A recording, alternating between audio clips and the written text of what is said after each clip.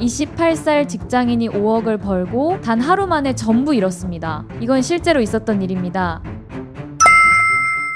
주인공은 서울 성북구에 살던 29세 직장인 가명 박준호입니다. 준호는 광운대학교 전자공학과를 졸업하고 판교에 있는 중견 IT 솔루션 회사에서 3년째 근무하고 있었습니다. 연봉은 성과급을 포함해 약 4,800만 원 정도였고 남들이 보기에는 그럭저럭 안정적인 삶이었습니다. 회사는 아주 좋지도 그렇다고 망할 것 같지도 않은 평범한 곳이었고 준호 역시 특별히 눈에 띄는 사람은 아니었습니다. 점심시간에는 늘 회사 근처 국밥집을 찾았고 월요일 아침마다 출근길 지하철에서 한숨을 쉬는 흔한 직장인이었습니다. 다만 한 가지 준호는 늘 속으로 이런 생각을 하고 있었습니다. 이렇게 벌어서는 절대 못 벗어난다. 서울 집값은 너무 비쌌고 월급은 통장을 스쳐 지나갔으며 회사 선배들의 얼굴은 하나같이 지쳐 있었습니다. 서른을 향해 가는데도 통장 잔액은 늘 비슷했습니다. 그 무렵 준호가 꽂힌 말이 있었습니다. 바로 파이어족이었습니다. 경제적 자유를 얻고 빠르게 은퇴한다는 그 개념은 준호에게 거의 신념처럼 다가왔습니다. 지금 10년만 독하게 하면 40 전에 회사 그만둘 수 있다.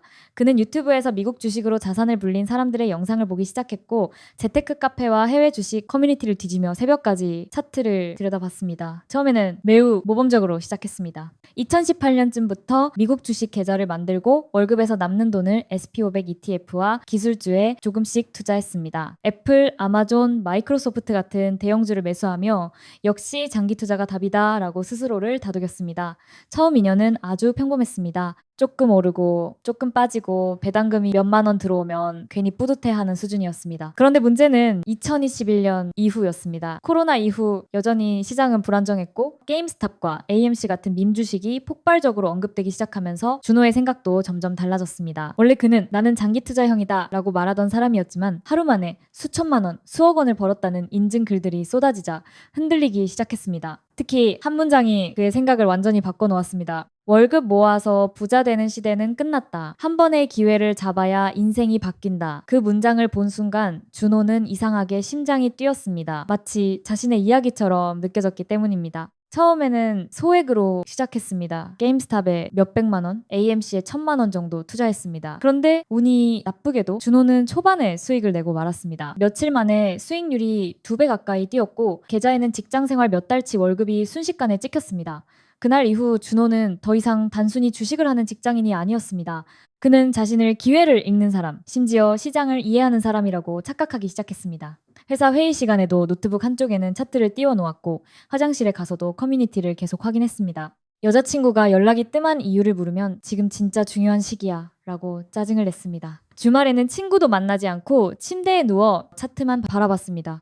실제 생활은 점점 무너지고 있었지만 본인은 오히려 인생이 잘 풀리고 있다고 믿고 있었습니다. 그가 본격적으로 무너지기 시작한 것은 레버리지에 손을 대면서부터였습니다. 처음에는 현물 투자만 하던 사람이 어느 순간부터 신용과 파생 상품 구조를 공부하기 시작했습니다. 확신만 있으면 레버리지가 답이다. 남들보다 빨리 자산을 불려야 파이어가 가능하다. 그는 스스로에게 이런 말을 반복했습니다. 적금을 해지하고 ISA를 깨고 모아둔 비상금까지 끌어왔습니다. 거기에 대출까지 더했습니다. 이쯤 되면 멈출 법도 했지만 사람은 이상하게 큰 돈을 벌기 직전이라고 느낄 때 가장 무모해집니다. 준호도 마찬가지였습니다. 계좌 수익이 커질수록 더 차분해지는 것이 아니라 오히려 더 흥분했습니다. 회사에서 언제까지 이런 데 다녀야 하나 라는 생각이 들 때마다 그는 계좌를 확인했습니다. 그 금액이 유일한 희망처럼 느껴졌기 때문입니다. 그리고 어느 날 시장이 크게 흔들리는 상황에서도 그는 오히려 추가 매수를 하며 포지션을 키웠습니다. 본인은 그거를 기회라고 생각했습니다. 하지만 시장은 기대대로 움직이지 않았습니다. 하락이 시작되자 손실은 순식간에 커졌습니다. 현물이었다면 버틸 수도 있었겠지만 레버리지는 달랐습니다. 가격이 떨어질수록 손실은 몇 배로 확대됐고 몇 천만 원이 아니라 몇억 원 단위로 자산이 사라졌습니다. 준호는 손이 얼어붙은 채 모니터만 바라봤습니다. 여기서 팔면 끝이라는 생각과 조금만 더 기다리면 반등할 수도 있다는 생각이 동시에 머리를 스쳤습니다. 조금만 기다리면 반등하겠지. 설마 여기서 더 빠지겠어. 하지만 시장은 더 하락했습니다. 그리고 더 무서운 사실은 영원히 끝이 아니라는 점이었습니다. 그날 준호는 단순히 투자에 실패한 것이 아니라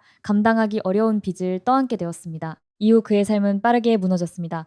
회사에는 출근했지만 거의 정상적인 상태가 아니었습니다. 점심도 제대로 먹지 못했고 메신저 알림만 울려도 심장이 내려앉았습니다. 카드값과 대출이자 증권사에서 오는 문자 하나하나가 공포로 느껴졌습니다.